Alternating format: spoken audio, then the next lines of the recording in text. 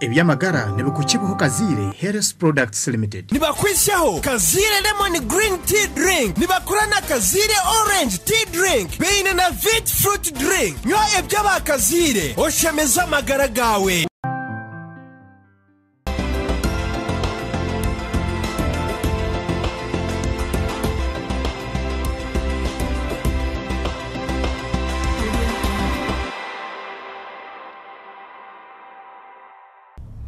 Kurikaye mukahumuro bitunengushitya ngo ne otwegeteho utsindikire ikibuzo cyawe mu SMS nari okitsindike aha TV West nehinda Facebook page bitati katugumize mu nebuzo byanyu ndino tukuwa eddagala omubiri gwe nukusobola okulwanyisa kansa naye twagala abataneegattako abatanafuna kawuka ka hepatitis ka human papilloma virus ako tukasobola okagema kuba kekakwataganye ne kansa tusobola okagema omubiri gwe nugamba nti gukajjamu bwe tukola polio bwe tukola measles situgambe nti bwe tukugema tojja kufuna naye ku bakyala 10 abandifunye kansa bwe tubagema osanga bamambo babiri babasatu bajja kufuna kansa bona tuni twagala abo abatanaba kwegattako n'ekyo kibatugamba nti no abaana bammwe abali mu P4 n'okutuuka mu P7 myaka 10-15 bataba kwegattako bitwagala tugeme Obunajamu Dr. Habwencha mabere ganje ngandya kandi nyinenda yamezana webale nnyo obera okusiiwa kitera kuva ku skin y'amabeere okwereega ne ddagala liri mu mubiri gwo okukyusa omubiri gwo naye nga wetaagojje tulabe kiki ekivuddeko ekyo tewali kugamba nti no bulwadde bwe buti buleesa amabeere okukyuka oyinza okuba olina kaaleje katono oyinza okuba olina wakozesa bizigo oyinza okuba nga akaliga kokozesa kureactinzeeko bakyala abamu bakozesa ebizigo ebimu bakozesa engoye ezimu zibasiiwa naye wetaagojje tukebere tulabe sigamba nti olubuto lwe lukuleetedde ekyo nedda olubuto dde olubuto n'amabeere gakusiiye lwakikyo of course buli mukyala yina tumugamba nti no bw'oba oli lubuto n'oba toli buto kebera amabeere g'olabe oyinza okuba olinamu ekizimba oyinza okuba olinako allergy oyinza okuba nga kuliko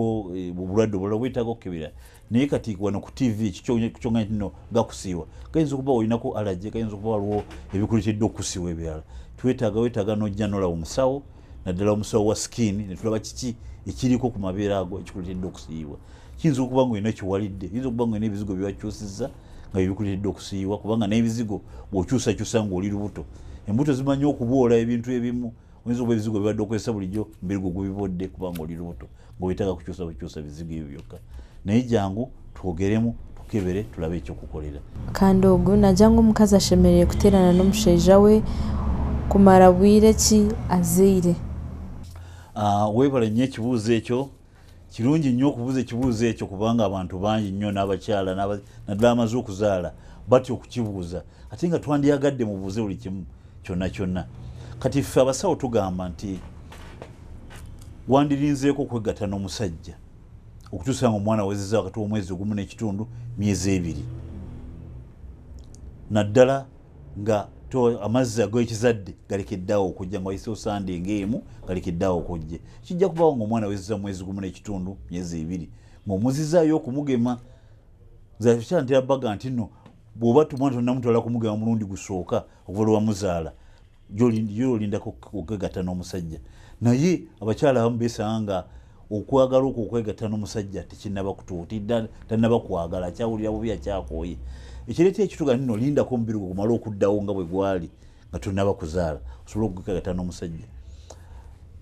bw'omusebe guba gukyajja oba okyawulira bubi omwezi tegunawera gumu n'ekitundu tekyandibadde kirungi kwegatta n'omusajja kyandibadde kirungi wayitewo omwezi gumu n'ekitundu 2 oli kwegatte n'omusajja olumu n'abasajja bennyini tutya kwegatta n'omukyala nga omwana tannakula myezi 2 myezi 3 edda omukyala wamalanga okuzaala ng'oddako ewa mu kusa omwana bweyawezanga omwezi gumu n'ekitundu 2 n'olyoka oddayo mu Luganda tukiyita kumala kizadde twandyagadde ekizadde ekyo mukimale nga omwana awezezza omwezi gumu n'ekitundu 2 nga wansi wakaze tewali kintu kyonna naye mukyala oba owulira nga myezi 2 wulira tonnawo kweyagala kwegatta n'omusajja tewali buzibu tegeeragana ne munno bulungi omubuli embeera gy'olimu naye abakyala abamu mwezi gumu n'ekitundu owulira oli bulungi wakaze dda n'obwagazi okwegatta n'omusajja wawulira oyagala tekigana kwegatta naye kasitoba nga wansi tekyali kivaayo tekyali mazzi tekyali musale guvaayo mwezi gumu n'ekitundu gumala ebintu ebyo kubanga okaze bulungi bw'obanga tulina kikuluma olubuto terukuluma wansi tebakupasula wawonye bulungi tusuubira nti mwezi gumu n'ekitundu ebiri oba owonye bulungi kaakati bwe muba mutandika okwegatta temufuutuka bufutusi mugende mpolampola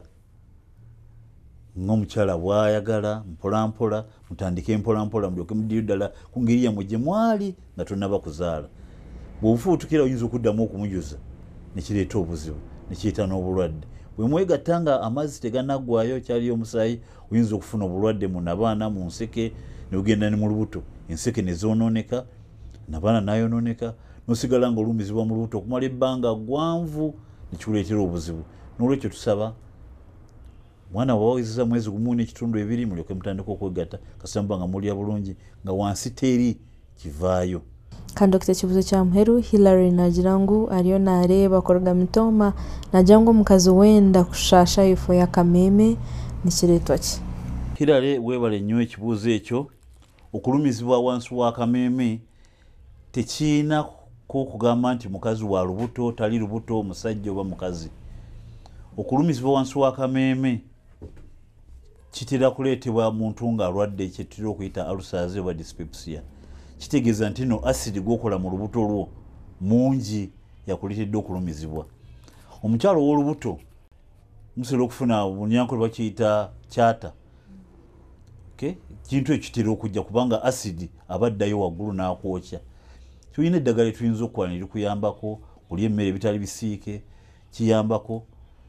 kulya emmere akatono kikuyambako tulina eddagala lisobola okuwa. Kyetaaga nti n'ojje tukukebere tulabe kiki ekikuluma. Oyinza kubanga meme mu Luganda erinnya nkyalirabiddemu ku katono naye mu Lunyankole bakiyita kyata. Si bulwadde buli awo acid aba mungi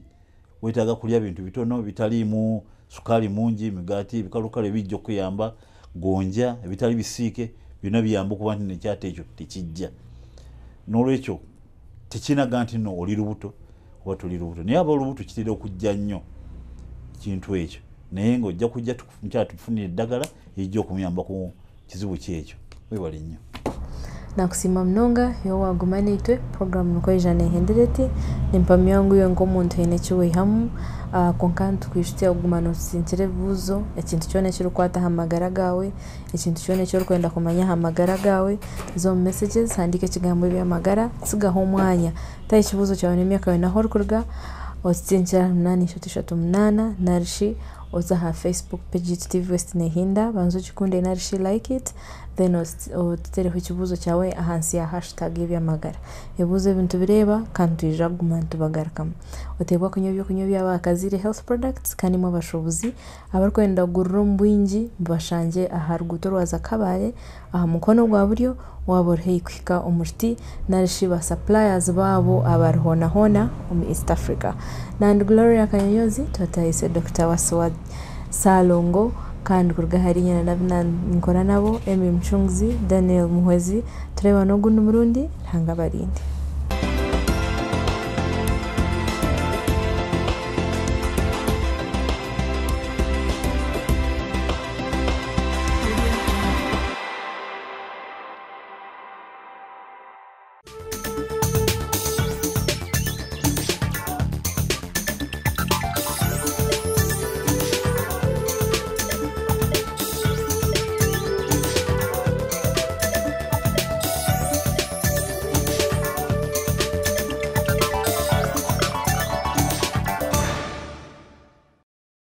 Ebyamagara byabanebe ku Kibuho Kazire Harris Products Limited. Nibakwishaho Kazire Lemon Green Tea Drink. Nibakurana Kazire Orange Tea Drink. Beine na Vit Fruit Drink. Nywa Ebyamagara Kazire oshemeza amagara gawe.